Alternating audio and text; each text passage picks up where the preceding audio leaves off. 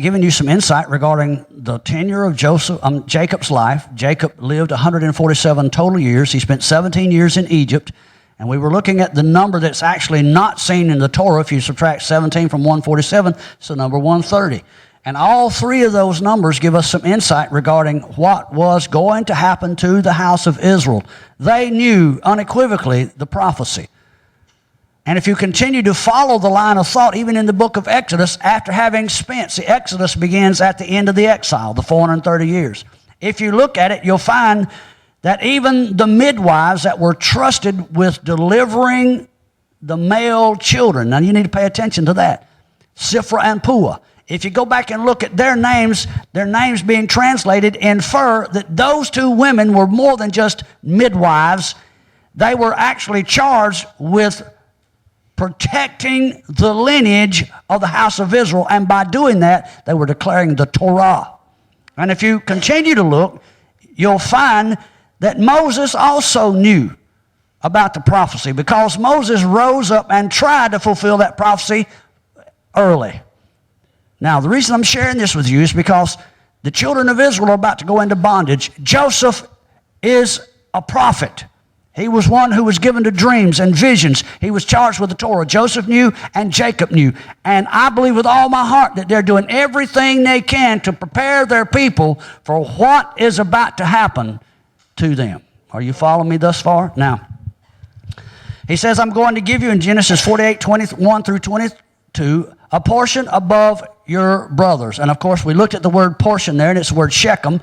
And I believe that upon the shoulders of Joseph was placed the responsibility of carrying the Torah, for teaching the Torah to his brothers. Remember, the other 10, Benjamin was taught the Torah.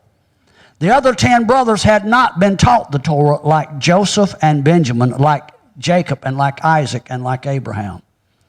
Now, if you remember in Genesis 37:3, Joseph was given a coat of colors by his father Jacob. And it was that coat that stirred up an intense jealousy, a furor among the brothers. The word coat there in the Hebrew, Strong's number 3801, ketanet. It means, I didn't say get the knit, ketanet. It means a tunic, an undergarment that was more times than not linen, like the priestly garments. The word ketanet literally means to cover.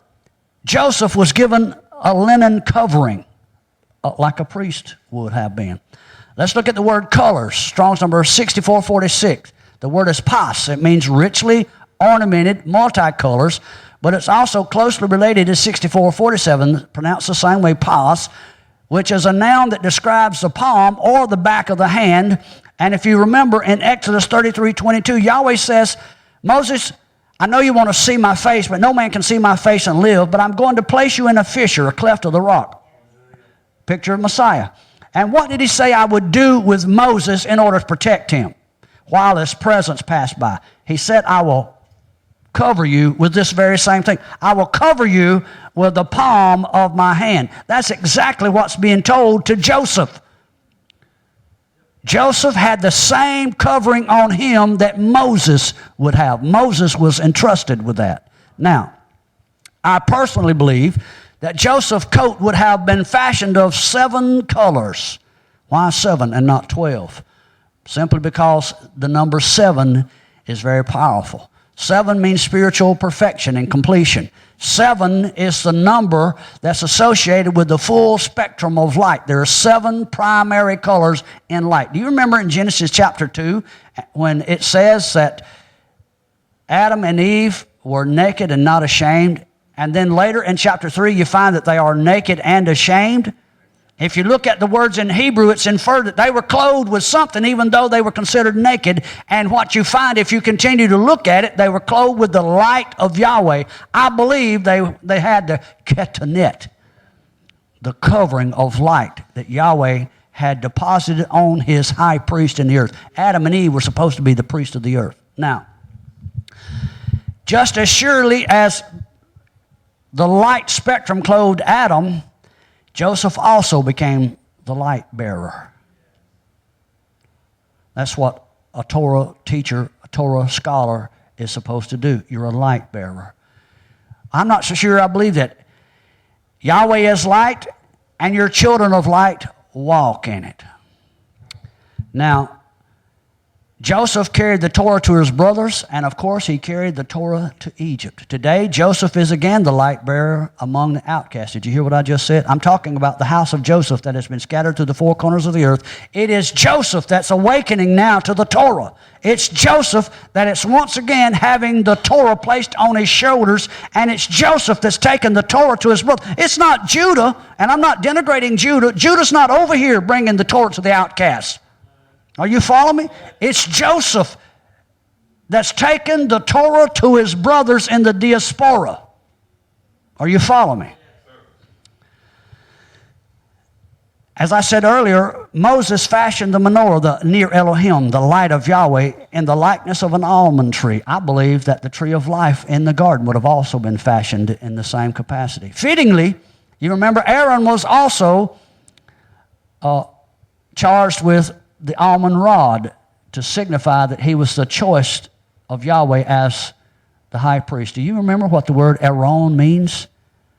Light bearer, just like Joseph. And just like Messiah ben Yosef, who became the light bearer. The sages teach that this rod will again be handed to Messiah by Elijah at the end of this coming age. Do you remember the name that Joseph was given by Pharaoh? Say that 3 times. Zaphnath-Paneah.